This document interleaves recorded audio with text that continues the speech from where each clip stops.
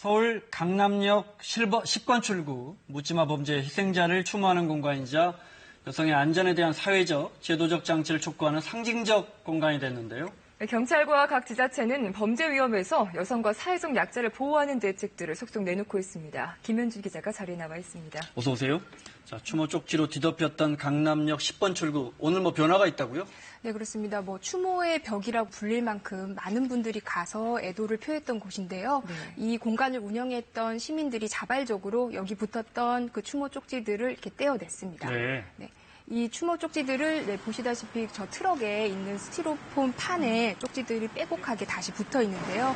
이 시민들이 오늘 새벽부터 일일이 쪽지를 떼내서 저쪽에다가 다시 붙여놓은 겁니다. 내일 비가 온다는 예보 때문인데요. 이 비 때문에 추모의 글이 훼손될까봐 일단 서초구청으로 옮겼습니다. 또 서울시가 이 추모 현장을 보존하겠다고 했었잖아요. 그래서 이 쪽지들은 서울시에 전달이 될 예정이고 또 각 시도에 붙어 있었던 추모 쪽지도 함께 보존하는 방안이 논의되고 있습니다. 네. 이 사건이 여성을 대상으로 하는 여성 혐오 범죄인가 아니냐를 두고 지금도 논란이 그치지 않고 있는데 경찰은 그냥 묻지마 범죄라고 입장을 밝히고 있거든요.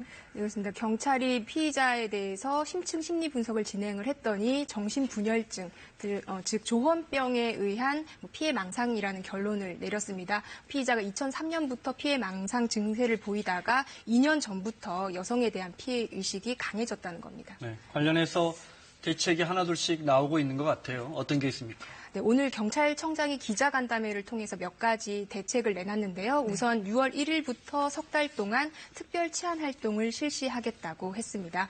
그리고 스마트폰, 저기 보시는 스마트폰 앱을 통한 그 제보를 적극 받아서 지역 순찰 활동을 강화하겠다고 했고요. 저런 어플리케이션이 있었군요. 네. 그리고 또 신변에 우려가 있다고 판단되는 여성에겐 보시는 것처럼 손목에 찰 수 있는 스마트워치를 제공해서 곧바로 신고가 되게끔 했고 또 타인에게 위험을 끼칠 우려가 있는 정신질환자들을 행정 입원이라고 하죠. 지자체장 승인을 통해 정신병원에 입원시킬 수 있도록 하겠다. 이런 대책을 내놨습니다. 네. 사건의 재발 방지, 또 빠르게 대처하고 피해를 최소화하기 위해서 경찰과도 지자체 협력도 참 중요하게 느껴지는데 어떤 대책들이 나오고 있습니까? 네, 앞서 서울시가 남녀 공용 화장실을 전수조사해서 네. 분리하도록 권고하겠다고 했고 또 주로 지자체에서는 스마트폰을 활용한 그런 대책들을 내놓고 있는데요. 네. 화면을 우선 한번 보시겠습니다. 네, 놀라지 마시고요. 이 여성이 납치 위험에 처한 상황을 연출을 한번 해본 네. 겁니다. 근데 이거를 자치구 관제센터에서 경찰이 CCTV로 다 보고 있거든요. 네, 저 화면을 다 보고 있는 긴급 겁니다. 호출, 21, 23 긴급 출동. 가해자는 즉시 행동을 중지하여 주시기 바랍니다.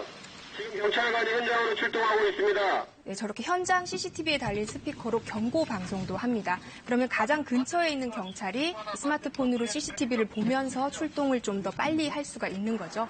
다른 경우를 한번 볼까요? 수상한 사람이 쫓아오고 있습니다. 도와주십시오. 네, 저렇게 전봇대에 있는 벨을 누르고 신고를 하면요. 수상한 사람이 쫓아오고 있습니다. 도와주십시오.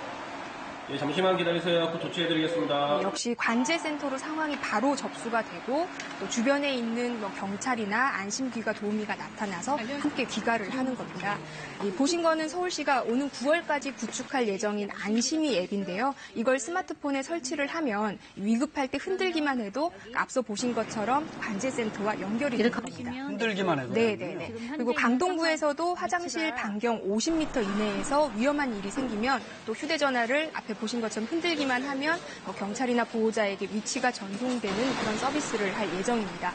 또 이번 사건에 CCTV가 결정적인 역할을 했잖아요. 네. 그래서 서초구는 일반 건물에도 CCTV 설치를 유도하기로 했고요. 또 관내 화장실을 전수조사해서 대책을 마련하기로 했습니다. 네. 다음 보험 관련 소식 하나 여쭤볼게요. 보험사들이 지급하지 않은 자살보험금 원래는 지급해야 되는 건데 네. 최근에 대법원에서도 지급해라고 판결이 나왔고 금감원에서도 조치가 나왔네요. 네, 그렇습니다. 법원의 판결이 나온 뒤에도 이 보험사들이 소멸시효가 지난 것에 대해서는 지급하지 않겠다 이런 네. 입장이었거든요. 그래서 금감원이 소멸시효와 상관없이 모두 지급하는 게 맞다. 그렇지 않을 경우 제재를 가하겠다는 입장을 내놨습니다. 우선 금감원 브리핑 내용을 한번 보시겠습니다. 네. 보험회사가 소멸시효를 이유로 과소 지급한 보험금을 지급하지 않는 것이 정당한지에 대해서는 금융감독원은 약관은 지켜져야 한다는 대법원의 판결 취지와 부합하게 소멸시효와 관계없이 보험금을 지급해야 한다는 입장입니다. 네, 현재 보험사가 지급하지 않은 자살보험금 액수가 2,400억 원이 넘습니다. 그중에서 소멸시효가 지난 계약이 80% 이상입니다. 네. 그 보험사들 말대로 하면 돌려받을 수 있는 경우가 20%밖에 안 되는 거잖아요. 네, 그래서 보험사들은 소멸시효에 대한 별도 소송이 진행 중이고 그 결과를 기다려보겠다는 건데 금감원이 이번에 제재와 시정 조치를 하겠다고 한 만큼 이게 어떻게 될지 지켜봐야 할 것 같습니다.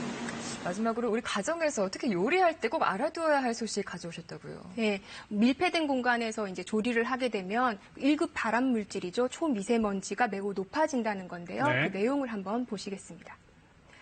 네, 고등어를 굽고 있는데 저렇게 고등어를 구우면 초미세먼지 농도가 세제곱미터당 2,400 마이크로그램까지 올라갑니다. 이게 어느 정도냐? 초미세먼지 주의보가 내려지는 기준보다 27배가 높다는 겁니다.